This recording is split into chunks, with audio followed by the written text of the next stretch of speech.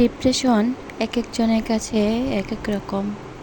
কেউ কেউ খুব সাধারণ বিষয় নিয়েও ডিপ্রেশনে ভোগে, আবার কারো কারো আছে ভয়ঙ্কর সব অভিজ্ঞতা, যার কারণে তারা ডিপ্রেশনে চলে যায়।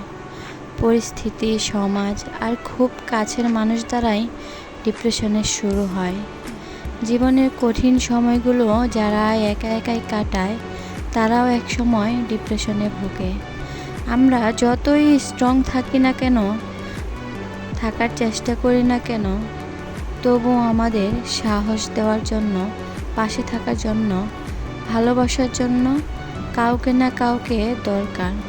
হোক সে মানুষ, ভালোবাসার কেউ, কিংবা গার্ডিয়ান, কেউ তো থাকা চাই। মানুষ একা থাকলেই বেশি চিন্তা করে, নানান ধরনের চিন্তা। এইসব চিন্তাভাবনাই ডিপ্রেশনের কারণ। কেউ ইচ্ছে করে ডিপ্রেশনে থাকতে চায় না। যারা ডিপ্রেশনে আছে তারা মনে প্রাণে চায় এই ডিপ্রেশন থেকে বের হয়ে আসতে, কিন্তু পারে না। জীবনের তিক্ত সব অভিজ্ঞতা, অবহেলা, অপমান, একাকিত্ব, সব কিছুর থেকে মুক্ত হতে চাওয়া মনটা একটা সময় সিদ্ধান্ত নেয় পৃথিবী থেকে বিদায় নেওয়ার।